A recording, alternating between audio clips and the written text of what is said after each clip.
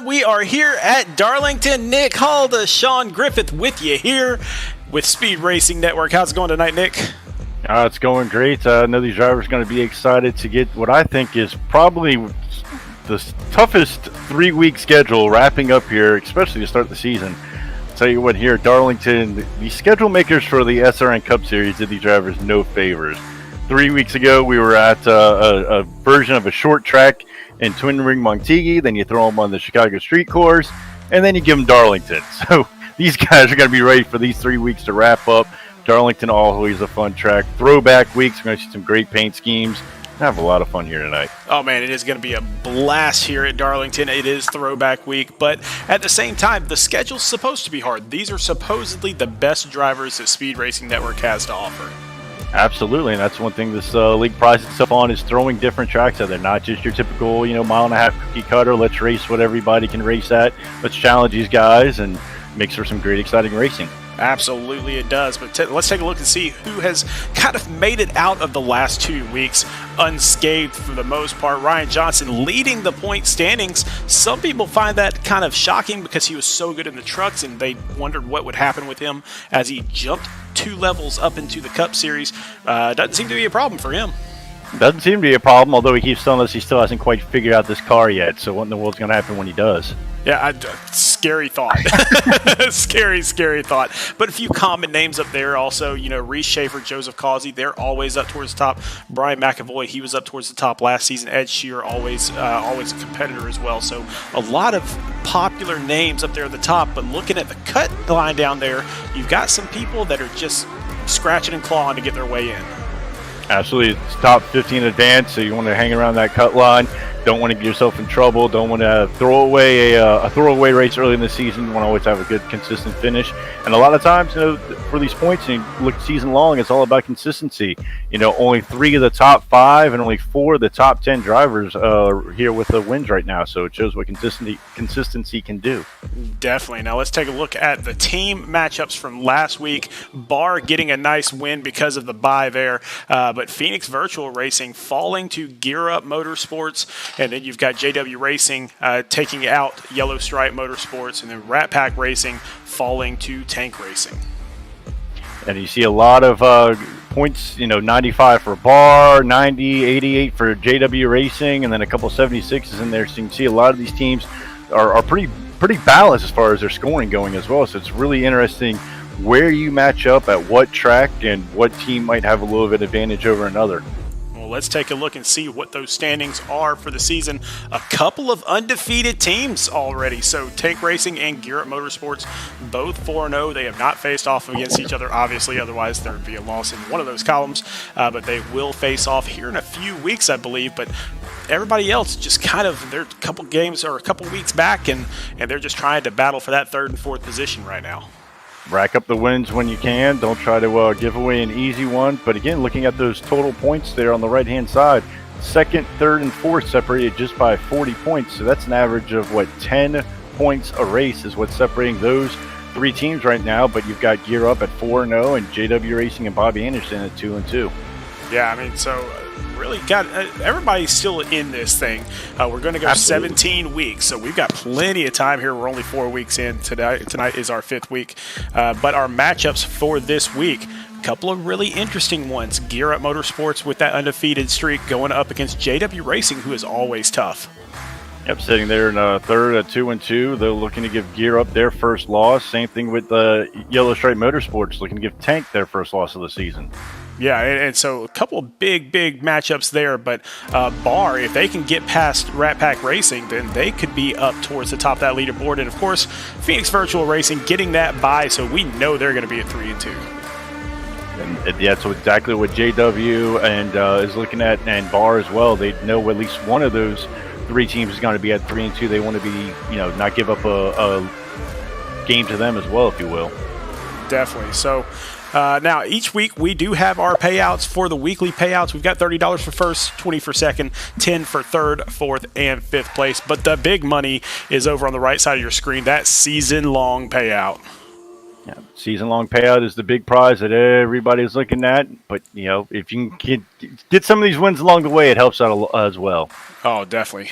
And so, yeah, we've got that going on. We've got the team championship going on. We've got everything going on, but it could not happen at all. It is not possible without our wonderful sponsors, Silverback Tax Solutions, Sparkle and Shine Mobile Detailing, Buttkicker, and TJ's Team Foundation. And we also have Admin Box. So I'm going to have to get Greg to kind of update our sponsors here. That's right. Got to take care of the sponsors. Without them, like you said, none of these payouts this season, this broadcast would not be possible. So we definitely thank all of our sponsors. Yeah, special shout out to Admin Box because their device where you can admin a race with this box, and Jason Tripp got one the other day, and he is just in love with it. He was just pushing buttons all day long. So he is absolutely loving it. So definitely check them out, even though they're not up on your screen. But let's get out there to the racetrack because I believe we are ready to get going here. Looks like qualifying is done, and we are going to take a look, and it looks like Dalton Tucker up front for Bobby Anderson Racing, Timothy Latham on his outside, Seth Berger in third, and Randy Nichols from JW Racing in fourth. Riding out the top five, Vincent Cortez and Joseph Causey in sixth, Alonzo King in seventh, Scott Healy eighth, Emerson Ardon ninth, and is that Randy Schaefer? My screen's kind of Reese, broke yeah, up. Reese Schaefer. Yeah. Reese, yeah. Yeah, it kind of broke up on his name there a little bit, rounding out the top 10. And that's where my screen cuts them off at. So I'll let you pick up the rest of them. No worries at all. Brad Herman in 11th for Garrett Motorsports, and Johan Seminario in 12th place for Yellow Stripe Motorsports. So, man, as we get this thing going here at Darlington, which is, it's a racetrack that a lot of people have driven at, but it's not the most popular racetrack. So what do you think we're going to see here tonight? Everybody knows the infamous Darlington stripe, where it's really the speed around this track is around the outside. Turns 1 and 2 drastically different than 3 and 4. So it's a race. Personally, when I race this track, I almost race the track more than I even race my fellow competitors. In that, I'm just really concentrating on my line. We'll see comers and goers for sure. I know when I race and guys are real aggressive, I'll tend to let some guys go early. You want to be careful. It's almost like a road course in that you want to be careful where you're getting caught at and the passing zones, if you will. Coming off of these corners, it's real tight. The wall comes up real quick. And if you get under throttle too soon in cold tires, it's easy to loop it. So you got to be careful where you're being passed and where you're passing. You can put yourself in a real bad situation. So we'll see that all tonight. The pitch strategy is going to come into play as well. A very interesting race for this next 120 laps at Darlington. Definitely can't wait to get there. But we are going down the back stretch right now. Who you got here tonight? Oh, I'm gonna go with the Gatorade band there with Burger Nation, Seth Berger. So I think I'm gonna go with tonight. I really like that Gatorade throwback he's got going. Never a bad pick. I'm gonna take Timothy Latham there on the outside of row 1, but we're going to figure it all out as we get underway here at Darlington.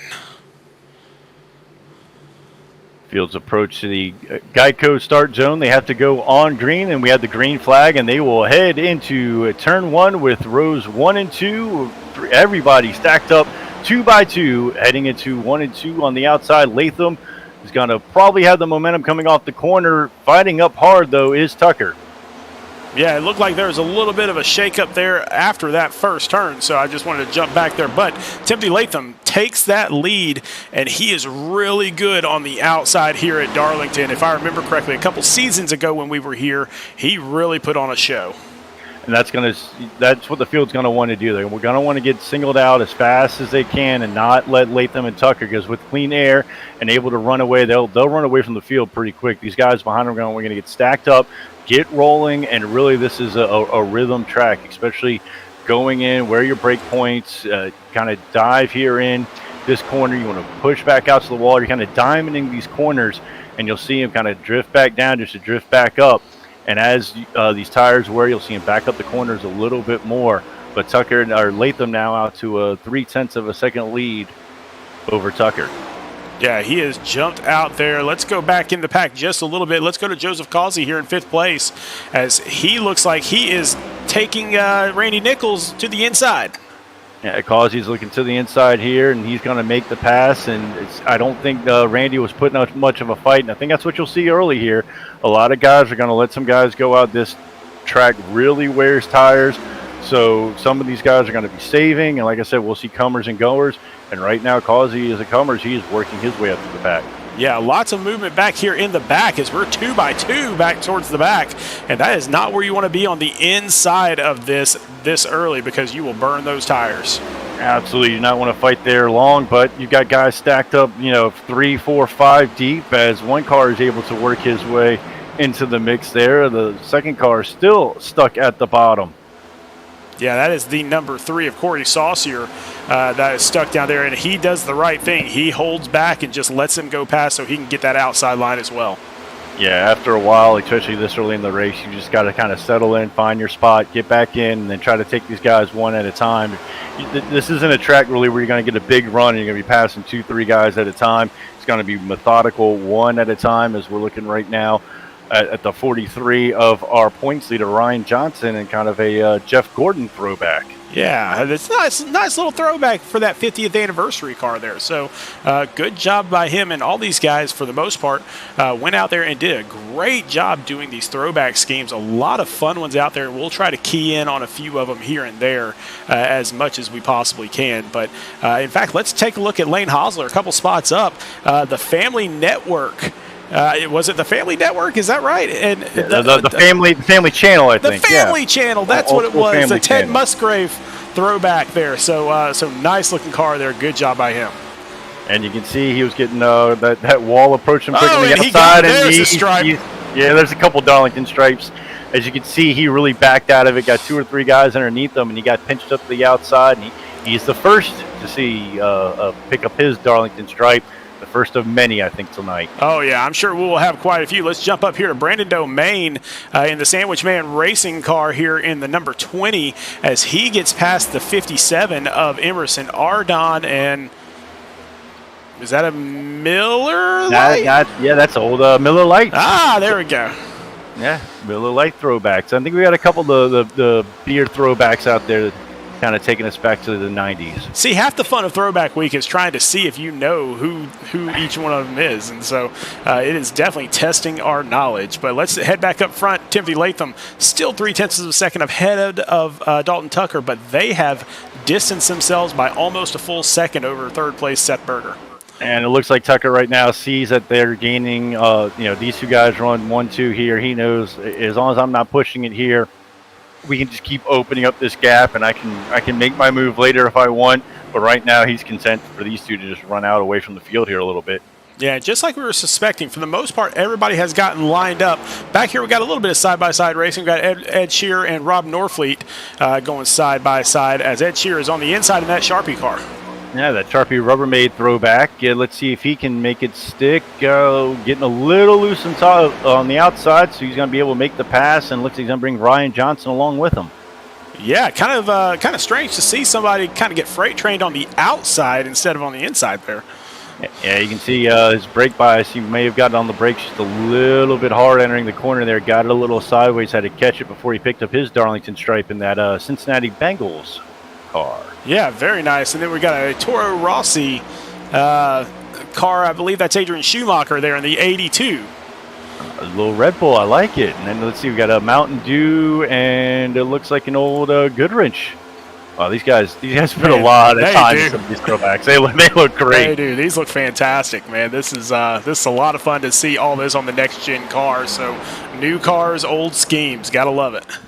I'm still partially old paint jobs. I like them a lot better than some of the new ones, anyways. I don't know. Maybe I'm just that I'm that old get off the lawn guy. Give me the old paint schemes. I mean, some are good, some are bad.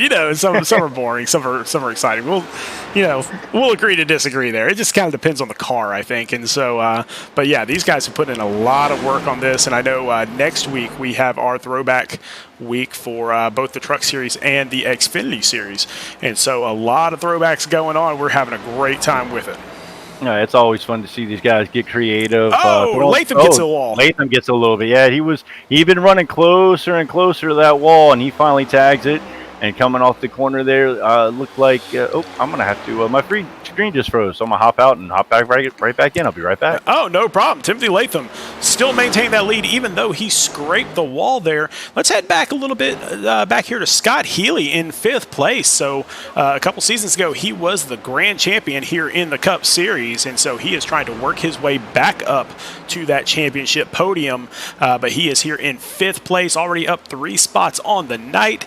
But the biggest movers of them all right now, Ryan Johnson and Ed Shearer, both up 7 positions, and they are here in 13th and 14th. So they've still got some work to do, but they are definitely getting it done already, as we see a big shakeup about mid-pack here. That's Lane Hosler and Adrian Schumacher, and it looks like the 51 there, or the 57 of Emerson Ardon as well. So everybody's still shuffling like this is the early laps.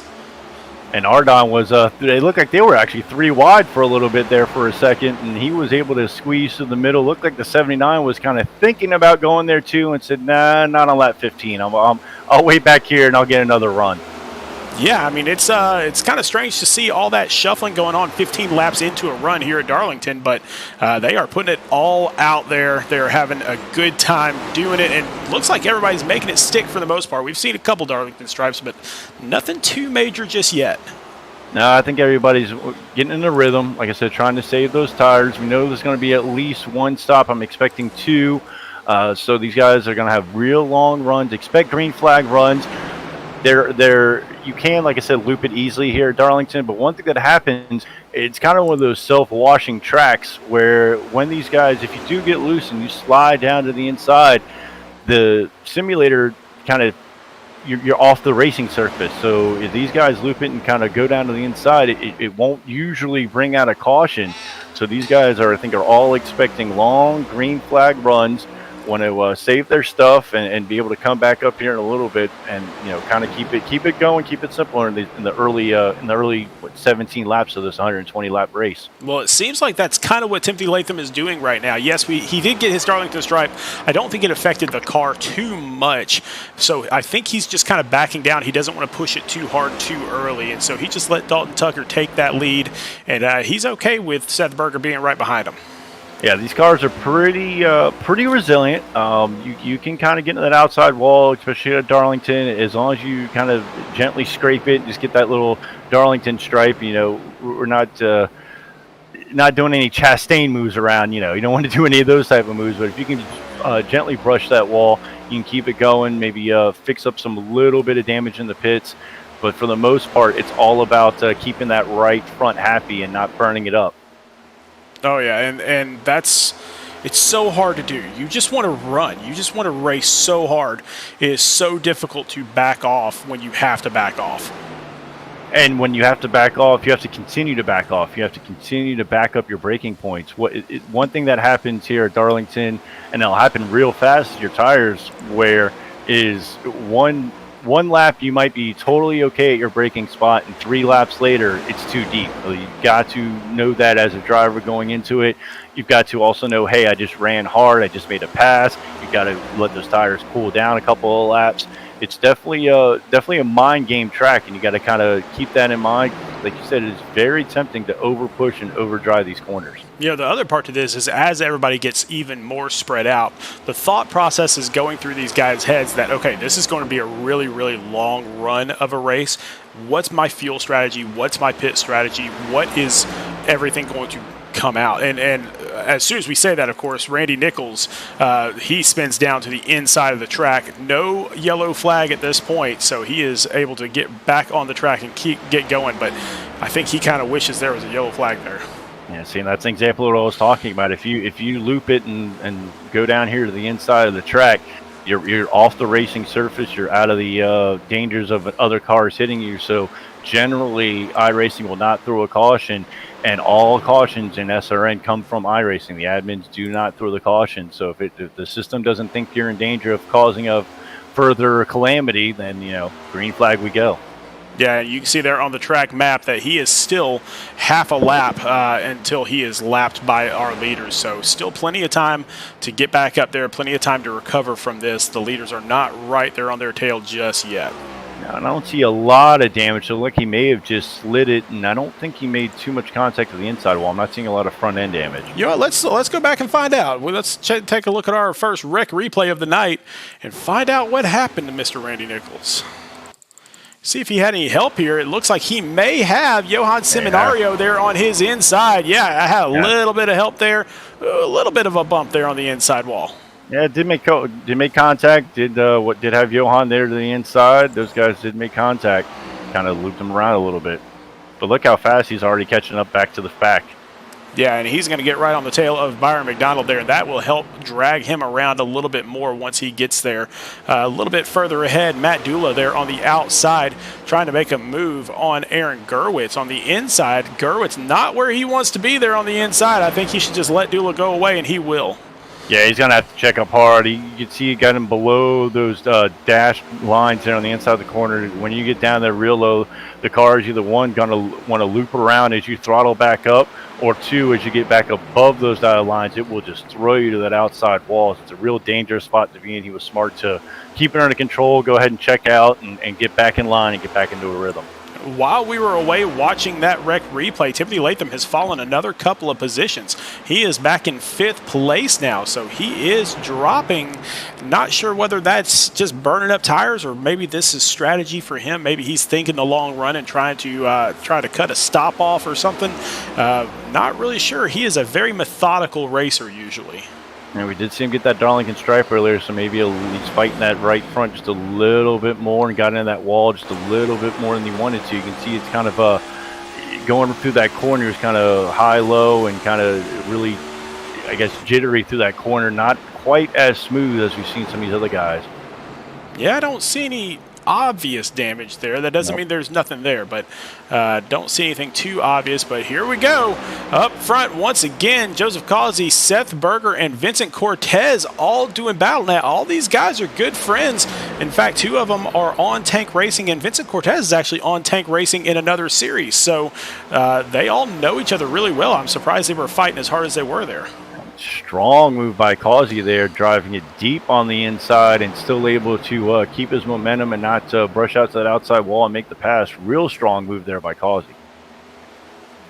Heading back in the pack just a little bit here. Let's see who we can find that we haven't seen in a little bit. Let's take a look at Jordan Sailors here for the Rays Energy car there.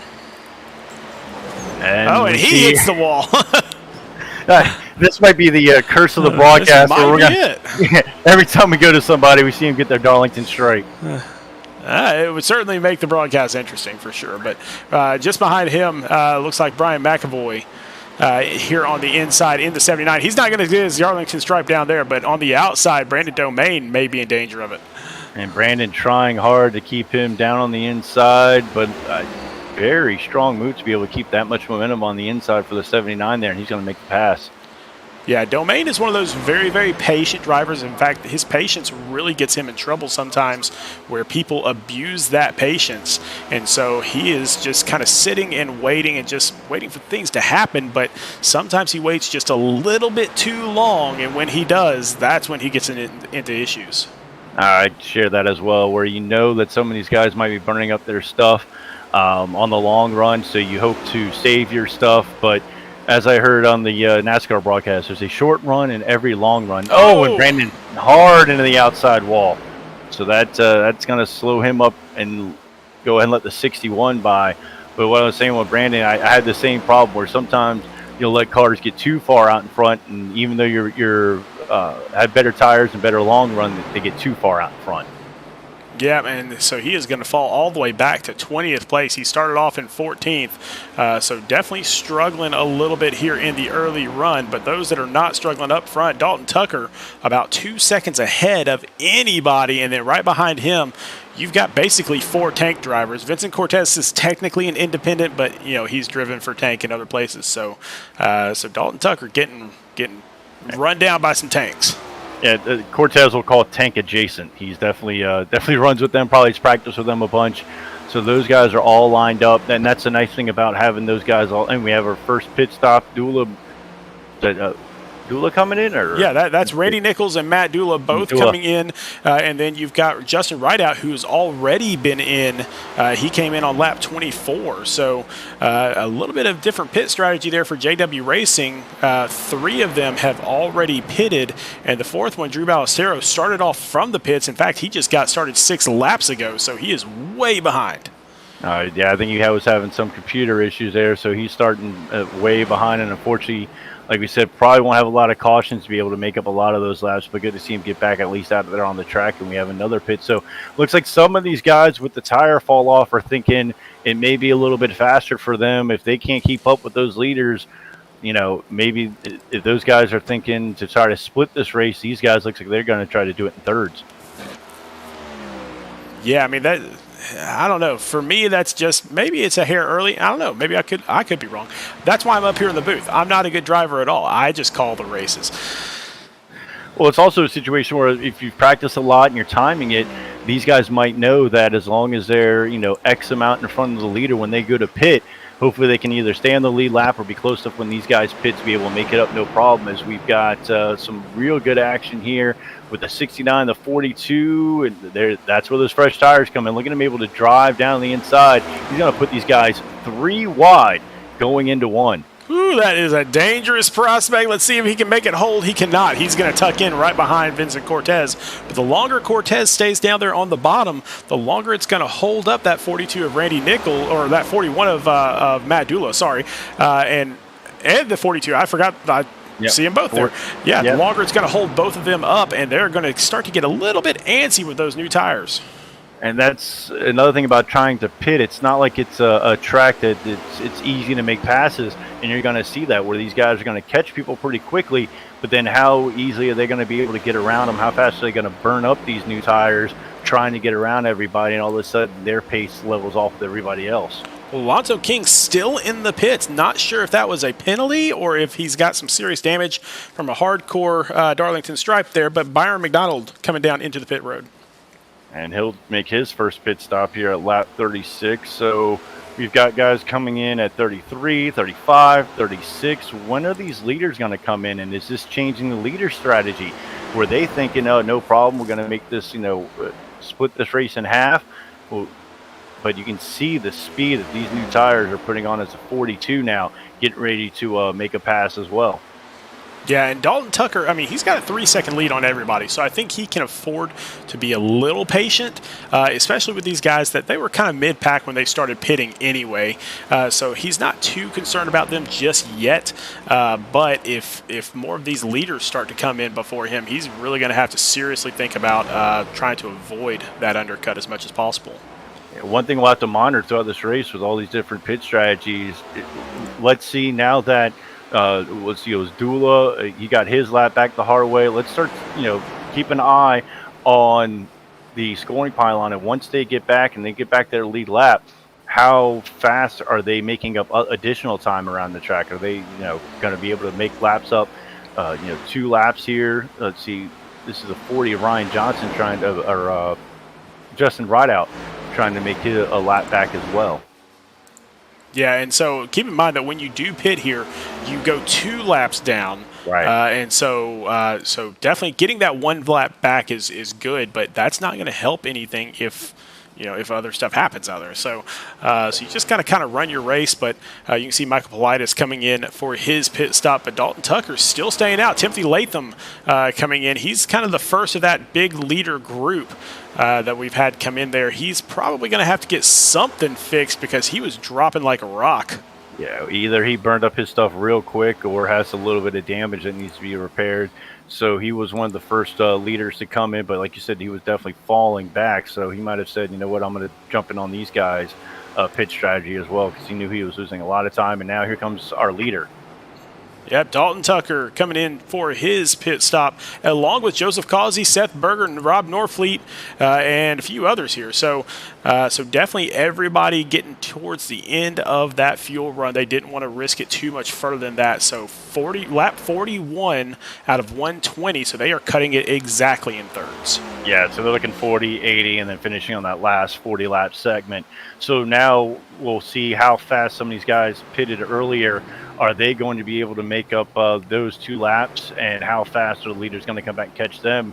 And we'll see what their pit strategy is going to be. Are they going to come in at lap 60? Or are they going to try to push it a little bit further and try to make it one more stop? That looked really close there. Vincent Cortez was there on the inside and almost forced Reese Schaefer into the barrels. But as that's happening, Ed Shearer is going to take over the lead. Ed Shearer is taking over the lead, followed by Schumacher with 2 seconds behind him. And Sailors and Holloman are now in the top 4. And here comes Shearer, I believe, to the pits. Yep, Ed Shearer coming in, and then that will hand the lead over to Adrian Schumacher, provided he stays out. It looks like he will stay out there in that Toro Rossi car. Really, really great paint scheme. One of my favorites of all time, even though it's not necessarily from this series. Hey, that's the great thing about Throwback. Get a little liberty with the paints, have some fun with it. With a name like Schumacher, Red Bull, another series, we can definitely give a thumbs up to that. Yeah, that's one of my favorite paint schemes of all time. That's absolutely beautiful. Great job, Adrian. Good work on that. And now we've only got 6 cars that have not pitted. So 4 of those cars are Jordan Sailors, Blair Holloman, Corey Saucier, and Mike Mosby, all teammates. And now Blair Holloman coming in.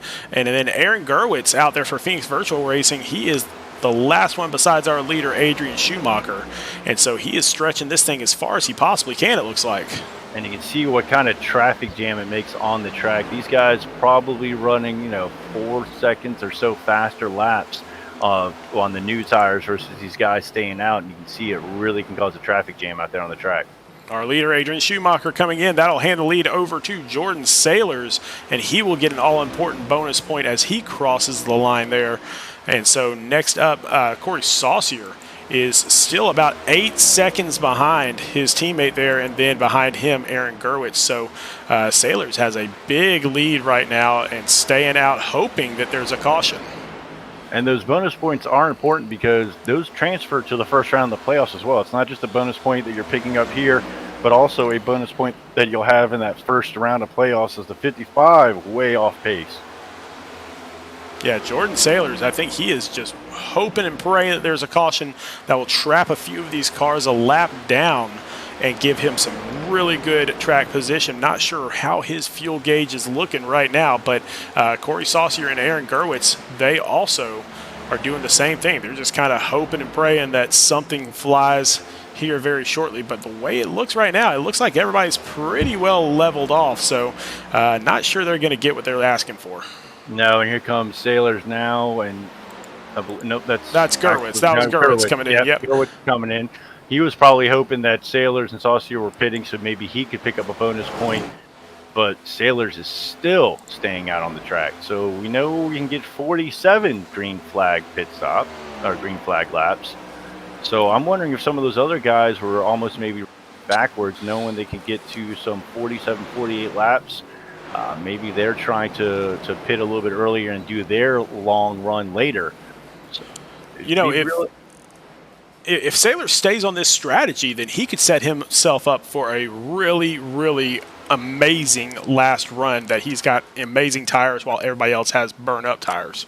Absolutely, because he's going to have, some 7-8 lap fresher tires, and that makes a huge, huge difference at Darlington. This track eats up tires and eats them up fast.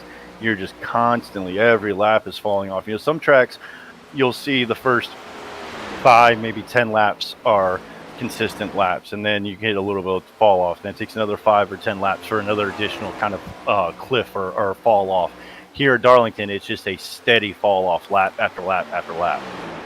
Well, Dalton Tucker, he actually gained about a second through that pit cycle, even though his pit time and his pit lane time were both worse than everybody else in the top 5. And so really interesting that he is still able to make up that kind of time. He is just that good on the track.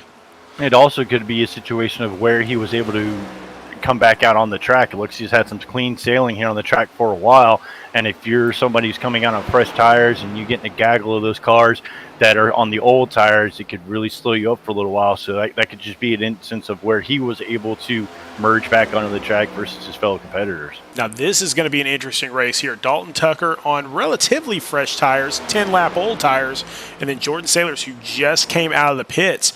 Let's see what 10 laps of difference in tires, actually it's about 7 laps of difference in tires, can do for you, as Jordan Sailors is really putting some pressure on Dalton Tucker to try to get his lap back the hard way.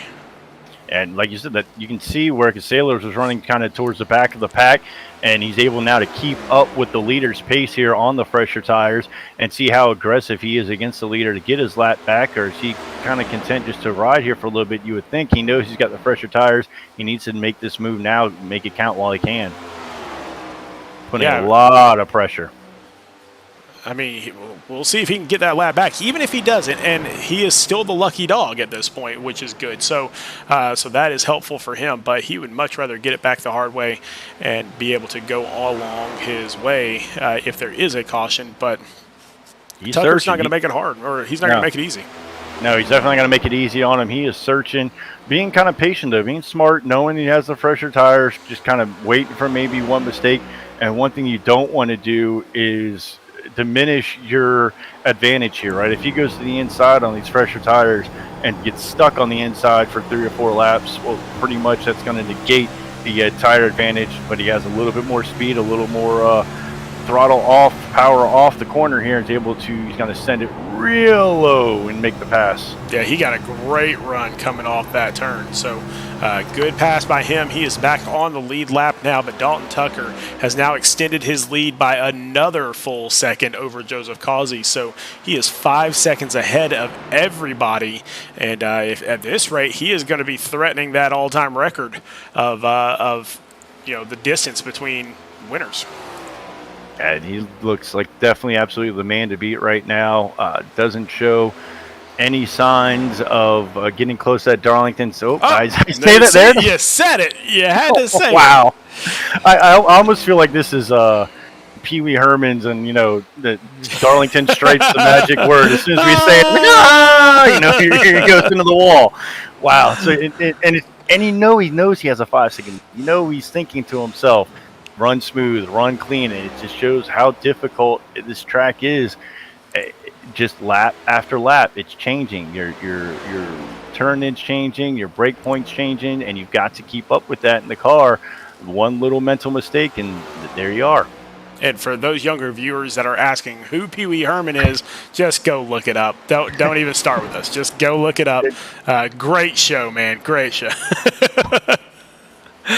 Yeah, I feel like it's the word of the day every time we mention it. Every time we mention it.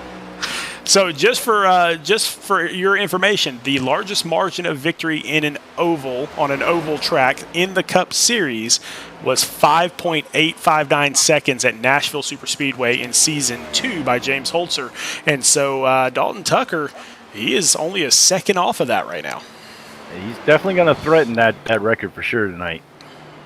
Going to be interesting to see if he can maintain this. And you've got second, third, and fourth all running pretty close to each other. Looks like, these guys all kind of lined up, not giving each other pressure, knowing they've got to kind of stay in line and run some quick laps if they have any hope of catching Tucker. Well, Timothy Latham back up in third place again, so maybe he's not as hurt as we thought he was. He had dropped all the way down to fifth or sixth place before that pit stop. So, but he is back out in front of Seth Berger, Reese Schaefer, and Vincent Cortez. So maybe he's found something. And maybe we'll see what he learned from his first stint. Maybe he did run out too hard, too fast, and burn him up too quick. So we'll have to see what he's learned from stint 1 now to stint 2 of this race.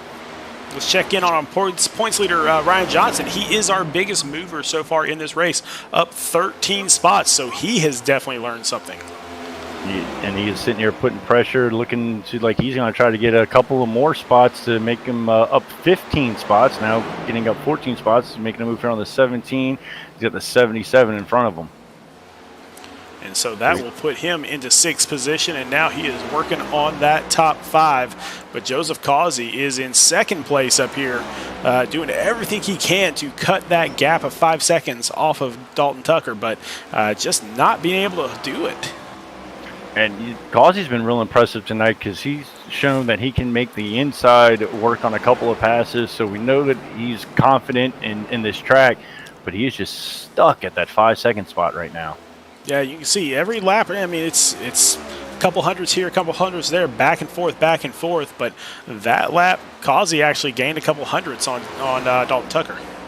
Yeah, you can see it just kind of, but he gives a couple, takes a couple, and it's just not going to be enough at this pace.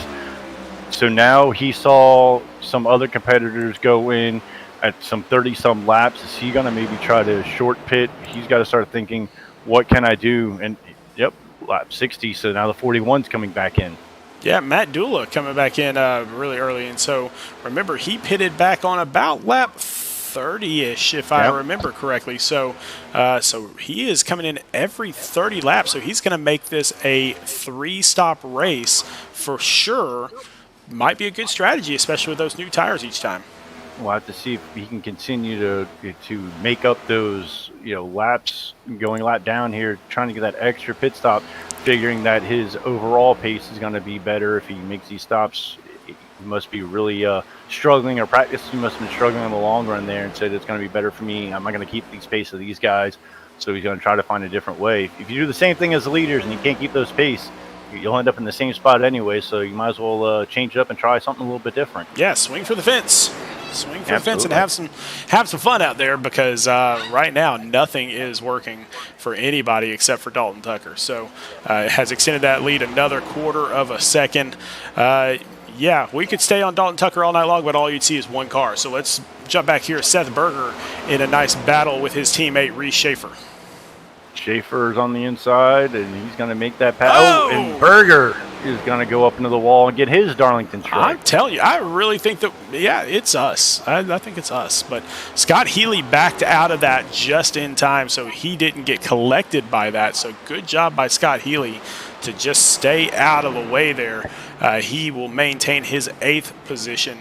Let's go back a little bit further and check in on Jordan Sailors, who was the last person to pit on that last cycle. He is in 19th position, and he is about a 1/4 lap ahead of where Dalton Tucker was. So not only did he pass Dalton Tucker on the track, he has actually put some distance between him and Tucker.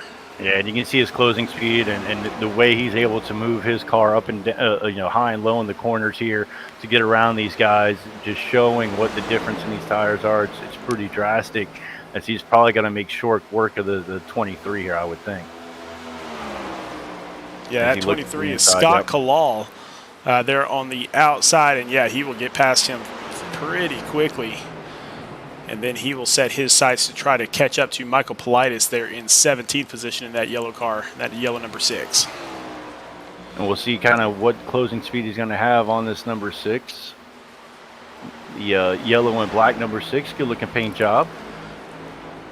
Oh yeah, Gear Up, they have their stuff together. I'm telling you, as a team, they have their stuff all together. Really, really great team. Happy to have them here in Speed Racing Network. Now Berger's going to look back to the inside of the 64, who looks like he's not going to put up too much of a fight and let Seth go around.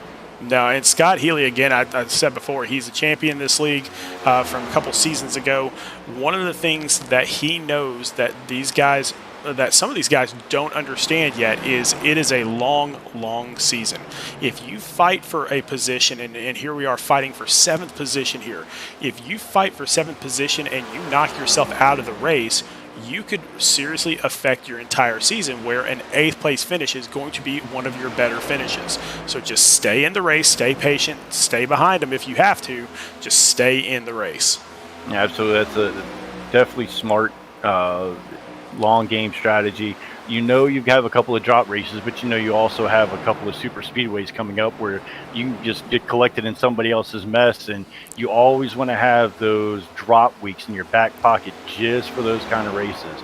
But these two have been going back and forth swapping, and Healy's making a charge here, making a move on Berger. he might actually make a move here in a little bit. These two guys have been kind of swapping back and forth the past few laps. Yeah, I mean, these two, if I had to judge talent level, these two are very, very similar.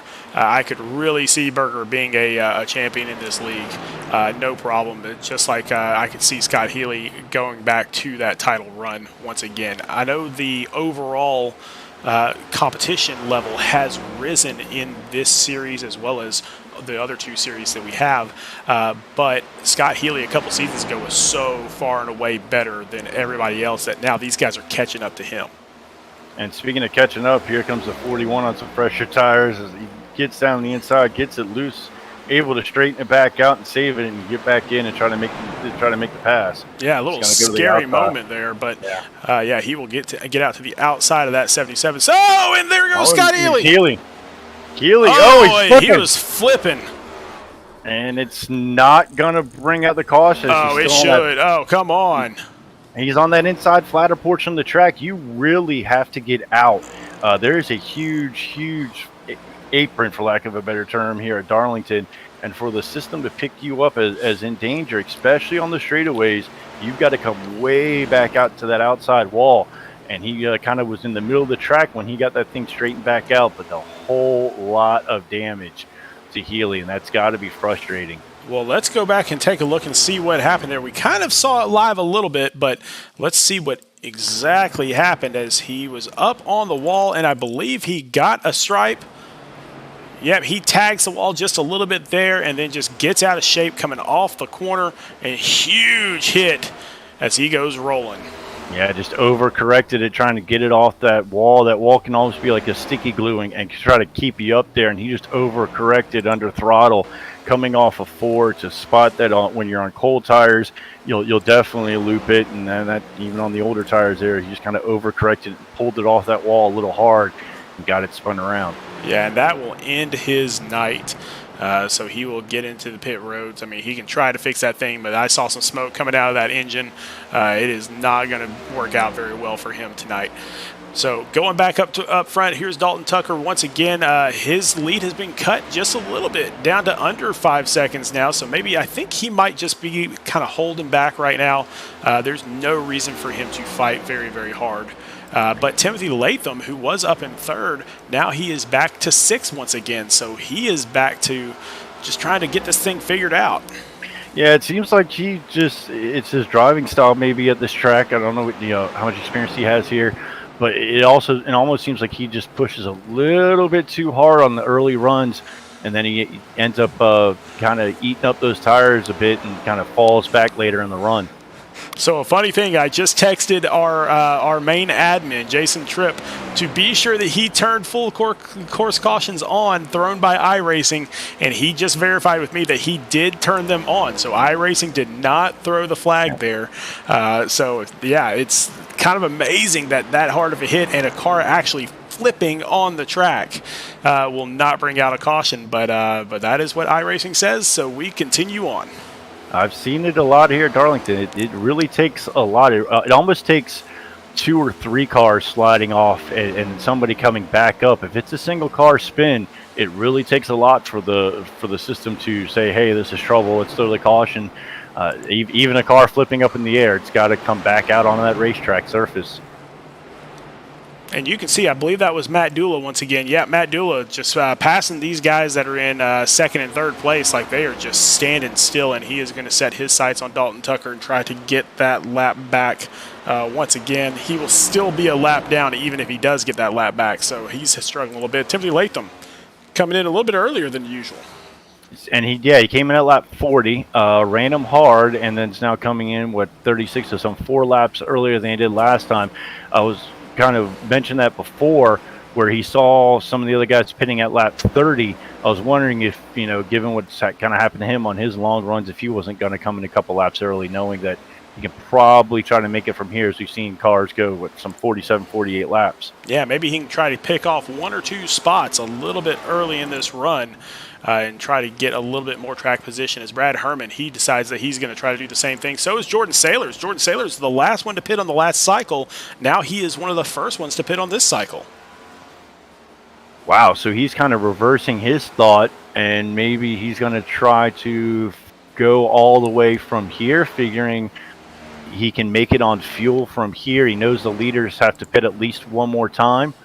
So dude, we're gonna have like a Norfleet lot coming of in. Yeah, Norfleet coming in. This is really gonna make an interesting last 30-some laps. Is very drastic pit cycles and pit strategy differences playing out right now. Yeah, usually you have 3 or 4 laps difference, between the entire field. In this one, we've had about 10 to 12. And so we just don't know how this is going to turn out at the end. Maybe they do, but we're 2/3 of the way into this race, and we still have not figured out anything except for Dalton Tucker is extremely fast. That's about all we've been able to figure out right now. Like you said, I think our first pit stops, we saw guys going at lap 30. The longest was 48, so that's 18 laps difference.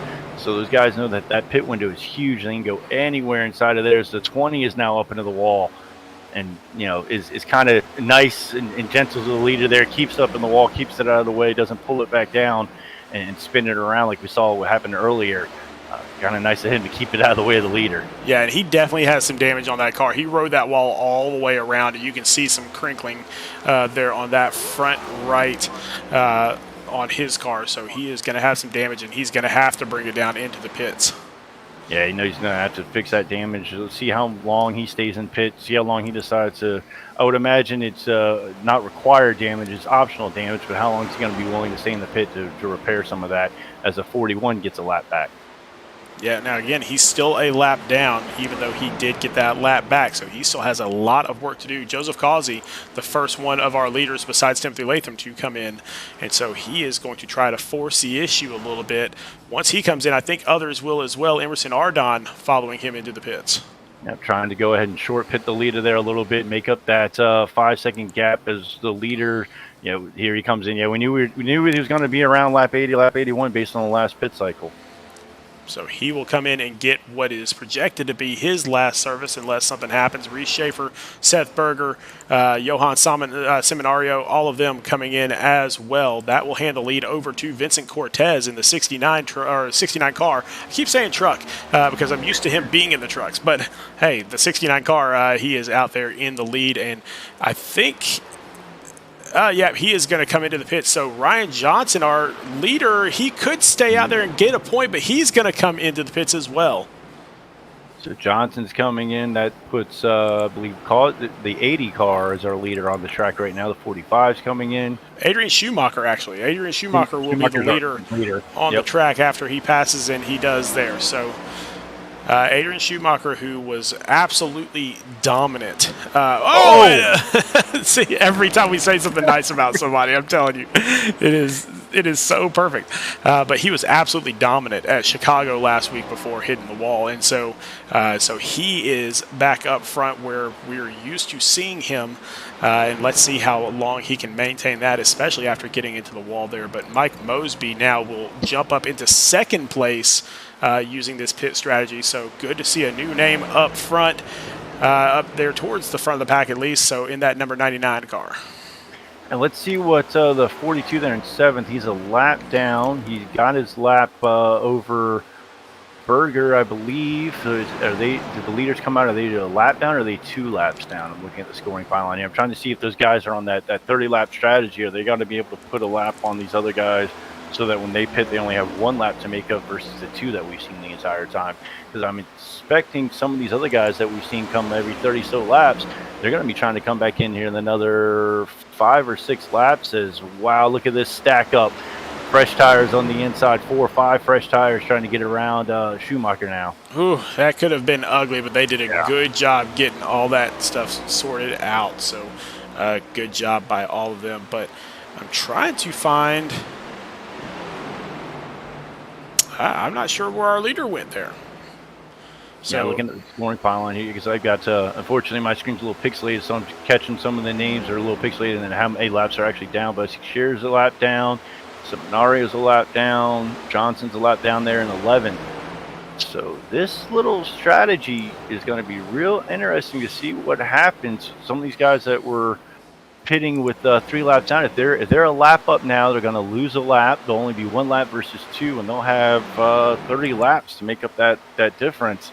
this is going to be real interesting, and you're going to see some guys really tracking down other drivers real fast. Well, here is the race right now. Dalton Tucker and Timothy Latham both are on the lead lap, but Adrian Schumacher has not pitted yet. These two both have. Timothy Latham has 6 lap older tires than Dalton Tucker, and it looks like Dalton Tucker is going to try to make a move to the inside. They bumped just a little bit there. It looks like Dalton Tucker's going to try to stick it in there, and he does. He drives it real deep on those fresher tires and rotates it through the corner and barely keeps it off the wall and corner exit. Strong pass by Tucker. And then Latham's going to settle in here in third, but he's going to have pressure here real quick as well. Yeah, Joseph Causey's still 4 seconds back. I think the pressure that he's got on him is from a lap car. Yep, that's a lap car there. Couldn't catch the number there. Trying to find that number myself, actually. So, not sure which lap car that is. We will find out shortly. Is that Alonzo King? Yeah, that's Alonzo King in the 80. Yeah, so it's Alonzo King in the 80, and Causey is he's still kind of hanging back there 4 seconds behind Latham.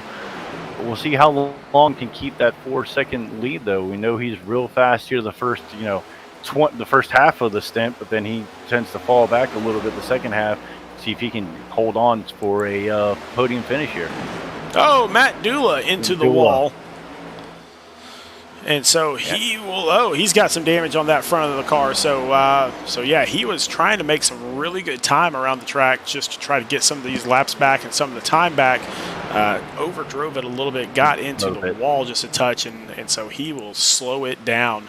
But Adrian Schumacher, the only car that has not pitted in this last cycle, and so we will see if he decides to pit here shortly. Matt Dulo, keep in mind, he was the one that pitted on lap 60, so he pitted on lap 30 and 60, so he should be due to come in here any moment now for his last pit stop.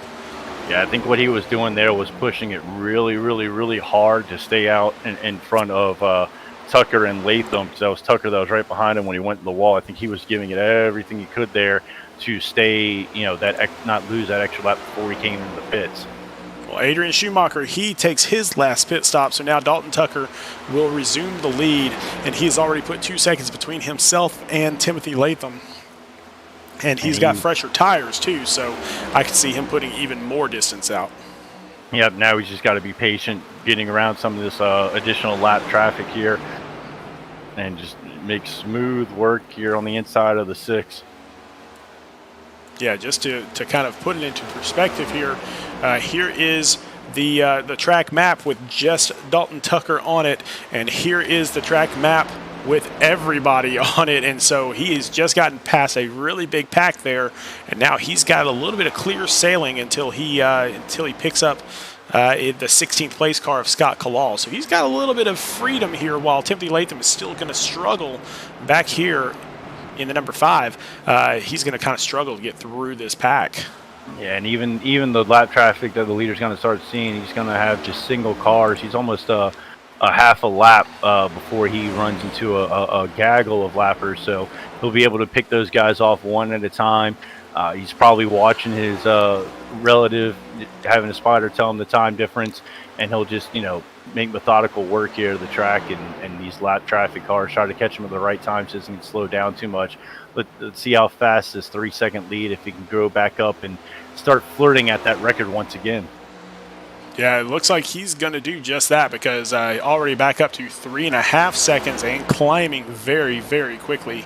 And then once you have Joseph Causey catch up to Timothy Latham, it's going to be a little bit of a battle there between those two as those tires start to level off for both of them. And so I feel like Dalton Tucker is going to get even more time on that as well.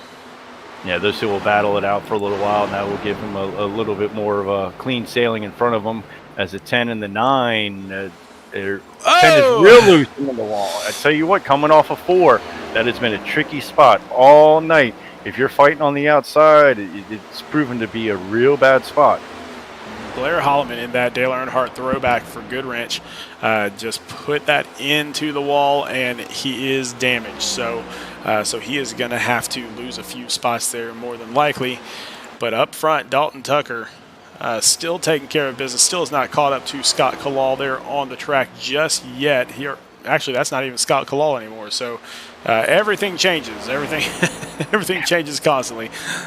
Oh, actually, that is Scott Kalal. See, I mean, these paint schemes are throwing me off, man. But it just 2-3 laps, we've gone from 3 seconds, and now he's plus 5 seconds. So he is just moving around this track. Yeah, and if nothing changes, then we're about to see him cross that threshold for the record in Speed Racing Network, in the Cup Series at least, for largest gap on the entire field. And so I think give him about 3 more turns, and I think he'll be there. Darlington's a pretty impressive place to gap everybody. Like I said, the passing's not exactly easy. The track's not easy. It's real easy to overdrive. We've seen him, himself get a Darlington stripe and still maybe set a record for the biggest win. Very, very impressive run tonight for Tucker. And currently he is above that record. So so if he can maintain this distance between himself and Timothy Latham, or whoever chooses to be in second place, then he will hold the new record for largest margin of victory on an oval in the Cup Series. Looks like we're going to have a battle here. 4-second coming up, as I believe Causey is tracking down Latham here pretty quickly. Just about a second, I believe it is, difference as I'm looking at it on the screen. Look, there's one lapper between the two right now. Yeah, Brandon Domain between them right now. And remember, he damaged his car coming, actually basically riding the wall all the way around a couple turns there for a little bit. We'll call it Ross Chastaining it, although he wasn't trying to Ross Chastain it. No, he definitely hung it up there for a little while. Causey makes quick work of Brandon Domain, and he's got his eyes set on second place. Yeah, I think it's only a matter of time before somebody in Speed Racing Network tries that move for an actual pass. I think it's only a matter of time. Yeah, fortunately, I think at a few tracks there may be some coding involved that kind of prohibits it a little bit. I think a couple of NASCAR drivers even on some of the video games showed, oh man, these video games got to get more realistic as they went to Martinsville and Causey here putting the bumper to Latham. He's going to try to make quick work and track down Tucker. I'm not sure he got enough time to do that, but he's definitely trying to pass Latham as fast as he can as he looks to the outside. Yeah, and he has Schumacher on his bumper and Schumacher on those brand new tires. And so he just wants to get going as well. So he gives Causey a nice little push, gets him past Latham. And now Causey will do anything he can to close this gap. But Dalton Tucker has newer tires than Causey even. And so not sure that's going to happen. No, I don't see that unless we get some crazy caution. I really don't see a race for first, at least tonight. This thing is all Tucker, as he is now. Is that 7 seconds I'm seeing? Yep, that is 7.2 seconds as it sits right now. Jumping back a little ways, Ryan Johnson, who started in 20th, up in the top 5 now, our points leader. This is why he is the points leader. He is patient. He makes it through all of these cars, and he ends up with a good finish every single time. And so Johnson showing us why he is at the top of the leaderboard. That is just impressive to just stay out of trouble and just continually moving forward, marching forward throughout the entire race. What a run tonight by Johnson. And now Vince Cortez is going to get past Timothy Latham, and Ryan Johnson is now going to get Timothy Latham here within a second of him. And so Johnson is going to have a chance to make it into the top 4 and maybe possibly even go for a podium here tonight.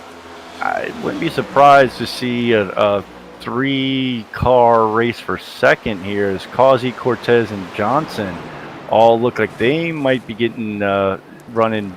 Johnson looks like he's running just a little bit faster, so we might have a 3-car. We might have a really good race for second place here. Trying to look and see if there's any other good racing going on right now. Emerson Ardon and Jordan Saylor is about to do battle as Emerson Ardon goes down to the inside to try to take that spot away. That is for the 16th position, and he will get that spot. Besides that, the other big race going on is Ryan Johnson and Reese Schaefer. Schaefer does not like the fact that Johnson is in the top 5, and so he is going to try to track him down. Try to track him down, try to make work. But again, it's kind of interesting. You see with all the lap traffic coming into play with some of these guys fighting, who's going to be able to make the moves at the right time and, make the pass at the right time so you're not getting slowed up by some of this traffic. As you see right there, the Ryan Johnson gets slowed up a little bit as the car in front of him had to check up getting into that wall a little bit, and he's going to make the move there, and that's going to put him right behind 5th place Latham.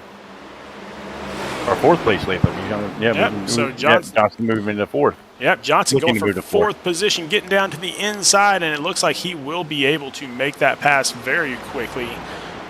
As Latham, again, just kind of, yes, his tires are a little bit older, but man, I didn't think that there was going to be that big of a difference in tires, but apparently there is. Yeah, he's just really struggling with that long run pace. As the 17 of Schaefer's going to go around him as well.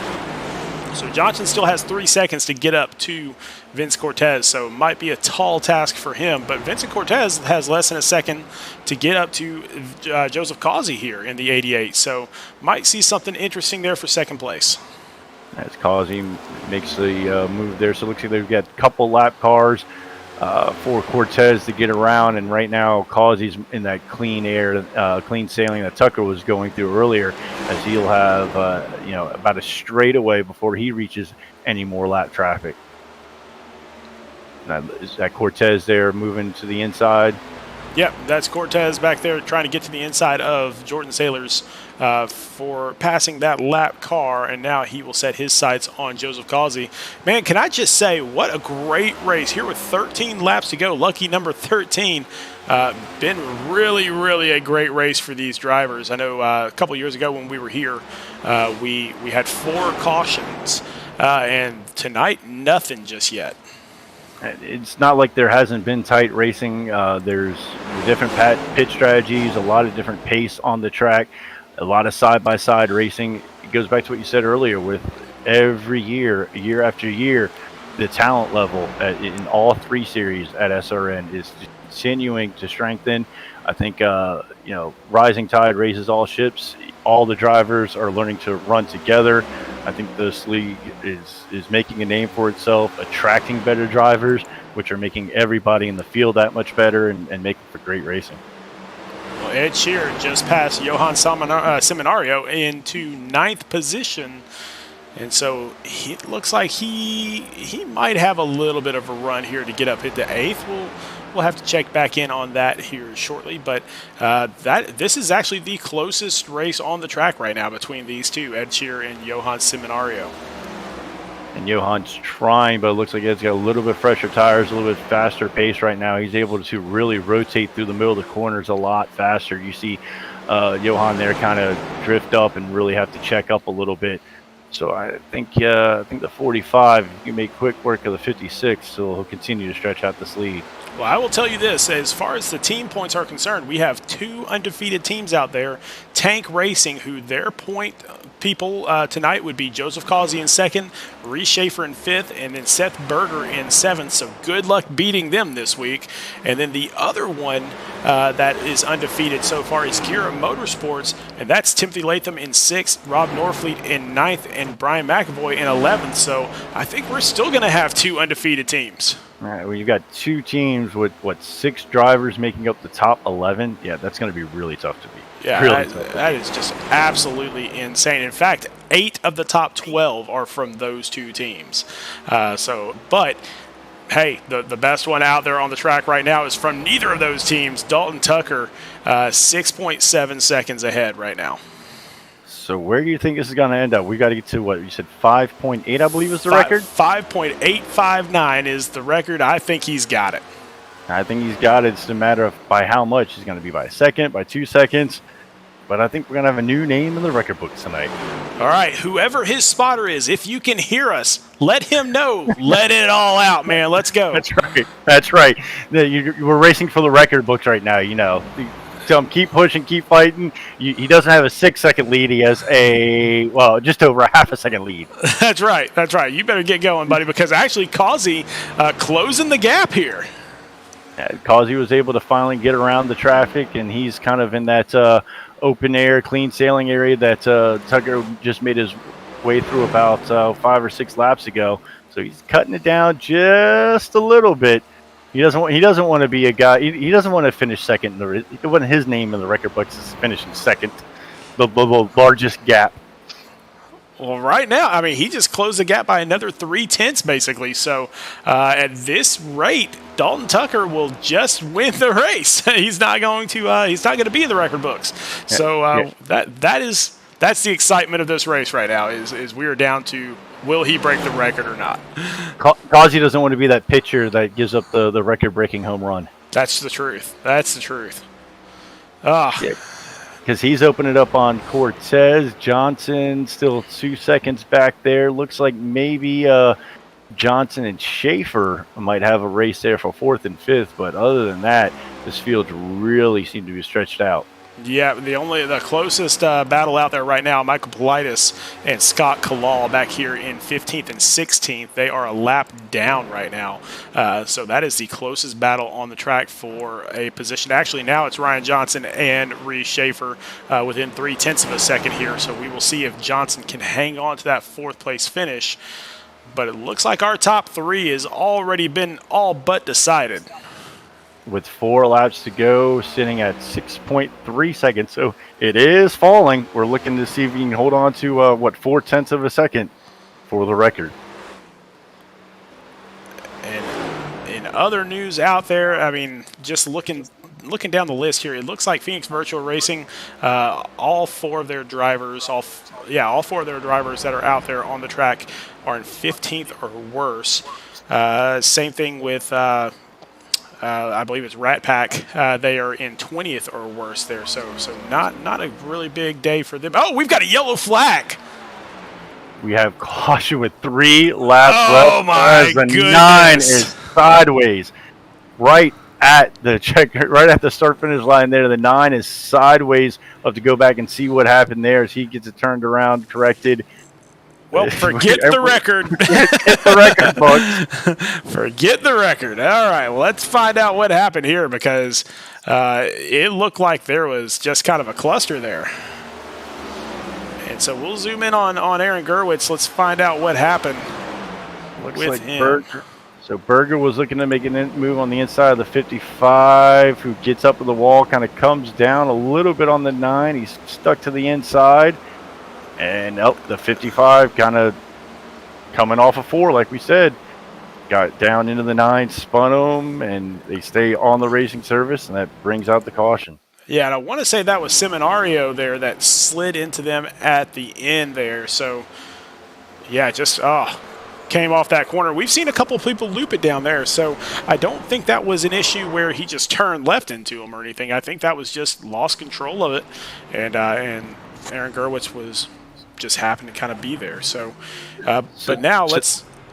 So now we've got to talk about going from, if you're Tucker, you just went from possibly setting the record to knowing that the guy behind you was a couple of tenths faster, and yeah, he's gonna. Is he coming in to get tires? Yeah, he's gonna come. Everybody's gonna come. So even with a green, white checkered, it shows what the tire difference is gonna be, and everybody in the top 10 at least. Nobody wanted to try to say, you know what, I'm going to stay on an old tire to see if I can hold on for 3 laps. Actually, Adrian Schumacher is. So Adrian Schumacher stays out. He will be on 30-lap old tires. And so that is going to be an interesting swing for the fence. But besides that, yeah, everybody pitting for the most part here, and everybody taking 4 tires. And so nobody trying to... It looks like Schumacher may be coming in. So maybe was Schumacher a lap down, so the pits were closed to him the first time around, maybe? And now he decides to come in? No, I believe he was back on the lead lap. But anyway, it's either way. So Dalton Tucker will resume that lead. But now the question, so a couple questions. Number 1, does he take inside or outside? Number 2, can he hold off Joseph Causey, Vincent Cortez, and Ryan Johnson? Causey is the biggest start for sure. He has been really strong, made a lot of passes on early runs, and he's going to start right alongside. I think Causey has a real good shot at this. I mean, this could be one of those things where we have somebody absolutely demoralize everybody on the track and still not win this race. That's racing. That caution. And if you're Tucker, you've got to... you got to get out of your own head, right? You know you had the big lead. You know he's frustrated. You've got to hit the reset button and get on the wheel and get ready to wheel this thing around like you haven't all race. He's been able to check out pretty much all race, so he has to reset and get into a completely different mindset. Where Causey was kind of racing with Cortez, racing with Johnson. He's been kind of rubbing paint with some guys. So he's going to be ready to be real racy, and now Tucker has to reset and get in that mindset, which can be tough to do. You got to kind of let that go, let the caution happen, and let's just ready to race this thing out. Keep in mind also that Dalton Tucker was our pole sitter, so he can definitely throw a hot lap out there. So he knows how to do that as well. While we still have a couple of guys out here, so Causey started off in 5th position, still amazing. Vince Cortez started off in, Causey started off in 6th position. Cortez started off in 5th position. Then Brian Johnson started off in 20th place, and he is up here in the top 4. Contending for this thing. So he is making that Jeff Gordon gold paint really proud out there right now. So maybe Johnson had got into a wall or something on his hot lap. We haven't really maybe seen what he can do on fresh tires, and we don't really know what his fastest lap time is going to be. So he's going to get in there and make the mix. I'm kind of surprised a little bit to see Tucker take the inside. I know Causey made a couple of really strong power moves early in this race to the inside. Maybe that's what he was worried about. But he's got to hope he gets a real good restart as the field comes to the Geico restart zone. He needs to get out in front of Causey and get to that outside as they enter one. That's his plan for sure.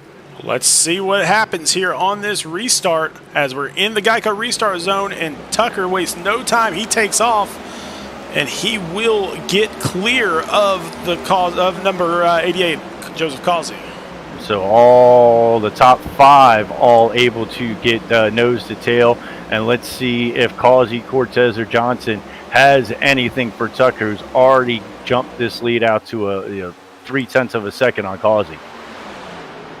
So yeah, so far so good for Tucker. He did exactly what he was supposed to do on that restart. Jumped out to that lead. We will get the white flag. One more lap around. He's 0.3 ahead. Not sure anybody's going to catch him here.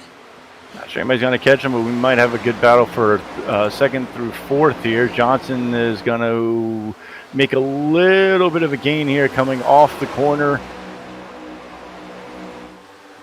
Oh, and Vincent Cortez opened up that outside to him. And Johnson's going to try to stick his nose up there, kind of overdrive it just a little bit, but Tucker's going to come off of turn 4 here, dive down the inside, not give any chance of any type of draft or anything, and take the win, I believe. Yep, great job by Dalton Tucker here tonight. Absolutely dominant throughout the entire race. No records broken here tonight, unfortunately, but he will still take that victory for sure. And Causey with a great run. Definitely the second strongest car throughout the night. Cortez in 3rd, Johnson 4th, and Schaefer rounds out our top 5. Good run by all those guys. Yeah, and they will all go into the garage area and allow Dalton Tucker to completely burn it down, and he has earned every single second of it. Absolutely. Get a good burnout. He's definitely taking a deep breath inside of that car and happy to get this win, because like you said, that would be a very frustrated driver to show that kind of dominant performance tonight and not be able to bring home the win for Bobby Anderson Racing. I know his team owner, Bobby Anderson, is thrilled to death with how Tucker has been performing this entire season so far. And this is no different at all. As those are some really good donuts out there. Looks like he's got some experience. He's definitely got some practice, not only here at Darlington, but on donuts as well. Well, let's take a look at our results here as as our race is over. This is a Southern one. Was it 180 or 160? I can't remember. Anyway, but here at Darlington is complete. Dalton Tucker for Bobby Anderson Racing is your winner. Joseph Causey from Tank Racing in 2nd. Vincent Cortez as an independent in 3rd. Ryan Johnson from JW Racing in 4th. And Reese Schaefer from Tank Racing there in 5th. Timothy Latham 6th, Seth Berger 7th, Ed Shearer 8th, Let's see, and the names are kind of pixelated here as they go down through there, so I'll let you finish out the rest of those. Yeah, Rob Norfleet from Garrett Motorsports in 9th, Adrian Schumacher as an independent in 10th, Bobby Anderson Racing's Lane Hosler, they're in 11th, Brad Herman for Garrett Motorsports in 12th, Scott Kalal from Phoenix Virtual Racing in 13th, Emerson Ardon from Tank Racing in 14th, Michael Politis from Garrett Motorsports in 15th, Blair Holloman from Rat Pack Racing in 16th, Randy Nichols from JW Racing in 17th, and Johan Seminario in 18th for Yellow Stripe Motorsports. What a strong run tonight for Tank. We got 2nd, 5th, 7th, 8th, and 14th all represented by Tank. Yeah, what a strong run tonight. Absolutely. Just a dominant performance on the team level, dominant performance on the individual level. Gotta love having that type of work out there, and I guarantee you these guys practice so hard to get to that point. Let's see if we can't get a couple of these guys in here to talk a little bit. Let's pull up Vinny Cortez. Always a fun interview to bring him up into the booth here with us. Vincent Cortez, welcome to the booth. What's going on, y'all? Been a while. Yeah, it has been a while, but it's good to have you right back up here again. Tell me all about your race. It's a lot of hard to pass. It was, the first 15 laps is really just you trying to save tires and make sure you have enough pace at the end, and then hit lap 15, lap 20 around that area. You should be passing cars, but tell you what, man, there wasn't a lot of affiliated or teammate helping going on. Getting around Kazi or trying to get around Kazi is about the hardest thing I've ever done in my entire life. And you mentioned the different pit strategies. What did it get like out there? As we saw drastic pit strategy, some 18-lap pit window, if you will. We saw some guys coming in lap 30, some guys at 48, and then when you get down to the track and have so many cars out there running such different pace, talk about getting around the track. It was about them getting around me. I'm not gonna lie, it was a little bit annoying seeing some of those guys, diving in and coming out the exit too. But just the nature of the beast, and they're running their own race. I respect that in itself. If I had more talent, then maybe I could, get through it a little bit better. But just it's Darlington. Hey, man, but we saw a lot of people out there really, really struggle. What is the secret of Darlington? Can't tell you. I wish I could, but can't tell you. You should ask the winner of that race, man. He kicked our butts today. Oh, man, he was amazing, wasn't he? But, hey, tell us who you have to thank here tonight. Just Tank Racing 213. Everybody all over there. It's a huge sponsor list. I can't remember. Hopefully, Kazi has a better job of remembering. Got to get better at these interview things. Thank you guys as well. I'm sure on this broadcast, I know it gets long. Hey, I'm sure you'll have more opportunities to get your interviewing skills up to par later this season. But congratulations, buddy. So. Great job here tonight, and we will see you next week. Nope, thank you guys. All right, let's bring up. I mean, they're technically teammates. If it's there's so many people that on Tank Racing, but there can only be 5 people in each Discord channel, and so Joseph Causey is one of the official members of Tank Racing here in this league. Vincent Cortez, what he was leading on to say there was he is not in the Tank Discord in the Cup Series. There's already a 5-person team there, so not a lot of working together there, but always mutual respect. But let's bring up Joseph Causey up here into the booth and ask him about his race. Joseph Causey, welcome to the booth. Thanks, guys. Man, good to have you back up here once again. I know you really got used to being up here in the booth last season. Tell us about this season, though. Man, I had a struggle bus last week at the Chicago race, that street course. I was doing all right, but then I just completely missed my breaking point there. And we've had a couple good finishes. So, I mean, nothing to complain about, but I knew I was trying to come for a win here. I thought I was pretty decent, but I was shown that I wasn't that I was mediocre. So, to be mediocre and be second, I'll call that a win in my book. You didn't look mediocre on the broadcast, Joseph. You definitely early on you showed a lot of power moves to the inside that I haven't really seen a lot of people pull off at Darlington. That was pretty impressive. Yeah, I was trying. I've learned a little bit here from a good buddy of mine that I race open setups with during SOF and everything. So he knows how to get around here, man. He blitzes everybody here whenever he comes here. And man, I tried to take a little lesson notes from him, and then I had to take a little lesson notes from Vinny when he was behind me. The way he was driving the car. and he was leaving in fourth most of the way, and I was trying to copy what he was doing, so I had to change up my whole driving style of the way I was driving it in middle of race. So Well, man, I mean, you were flying around that track and then defending when you needed to defend and everything. But tell me about the team side of things, because we know that Vinny Cortez is part of Tank Racing outside of outside of this league and everything. But as a team, Tank Racing, the 5 guys on your team came in 2nd, 5th, 7th, 8th, and 14th. That is absolutely insane in a league with this much talent. Tell us what the team secret is. man, we we just try to figure it out before the Tuesday gets here. I mean, most of the time we'll try to pull into practice, or most of the time, and try to figure it all out and try to give everyone get we share all the information around each other as much as we can to figure out what's the best way to get all of us around this track.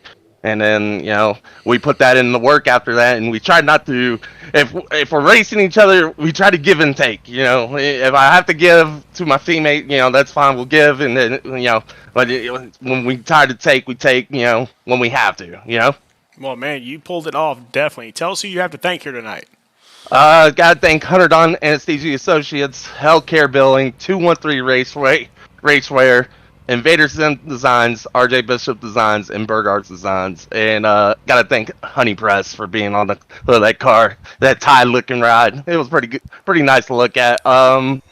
Thank all my teammates at Tank Racing for letting me be here, and thank the broadcast for freaking putting on the show. And thank my my spotter Miz for helping me out here. Man, incredible job here tonight. Great looking paint scheme, too. Everything was perfect out there. Great work, and we will see you next week. All right, appreciate it, guys. All right, buddy. And let's bring in our winner, Dalton Tucker, into the booth, winning once again here in Speed Racing Network. Dalton, tell us about the domination. Honestly, I don't know how the tires lasted, because I thought I was killing them on the shorter runs, and they kept going and going. I have no idea. Yeah, and you just kept going and going and growing out to a big lead that I'm not sure if you were aware of it during the race, but you were a record-setting lead. I'll let Sean fill you in on that. Oh, yeah, you were the record in Speed Racing Network for the largest margin of victory in the Cup Series is 5.859 seconds. You were above that for quite a bit of the race until that caution came out. A, did you know about it? And B, are you disappointed? No, I had no idea about that, and I guess now I am a little bit disappointed because I heard the wreck was kind of, yeah. But my mom, she texted me. She was watching because this is actually my last race that I'll be doing for probably quite some time, selling all my stuff, and the guy that I'm actually selling it to, he's watching the broadcast. So it's nice to get a win with him watching it, but I kind of wish I would have got that record now. Well, man, he's getting a deal for sure. Definitely a winning setup there. Yeah, I've loved it for a while. It's treated me good. Nothing like buying it and like getting a race winning setup, and talk about having that big lead and then having to like reset your mind and know that you're going to have a 3-lap possible shootout for the win.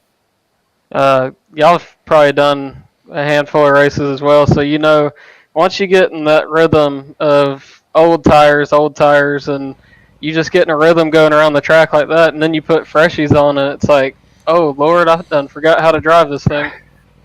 That's honestly how I felt going into one. I knew I had to clear Causey, and once I cleared him, I knew it would be real tough just because of aero tight. When I was behind Timothy early on, I almost couldn't do anything. I just had to wait for the tires to kind of fall off before I tried anything, because you get kind of center off of 2, and it's nothing there, nothing on the fronts there. Well, man, I mean, you definitely pulled it home. I mean, nobody could touch you here tonight. When that caution came out, we were worried that you wouldn't be able to finish it off, but glad you did. Who do you have to thank here tonight? Of course, got to thank my teammates at Bar. They told me there's going to be a spot there for me if I come back, so I'll have to hold them to that and definitely come back and race in this league. I've loved it basically every race I've been in, the first season and this one.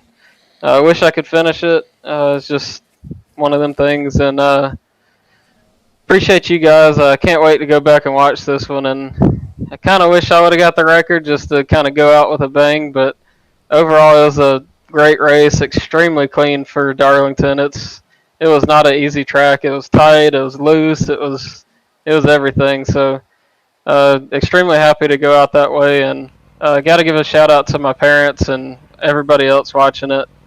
Might be the last one, I might not, I don't know yet, but I'm glad they could watch it. Well, spoiler alert, when you go back and watch it, there is a lot of Dalton Tucker in this broadcast, I'll tell you that. So that's how I like it. Congratulations, buddy. Great job here tonight. As always, it's great to see you out there. Hopefully you're not away for too long, but always welcome back here in Speed Racing Network. So great job here tonight, and go celebrate, my friend. Thanks, man. All right, buddy. Take care. All right, Nick, another one wrapped up here tonight, and we've got another great broadcast going off tomorrow. We're headed back to Twin Ring with the Truck Series for the Rising Sun 115.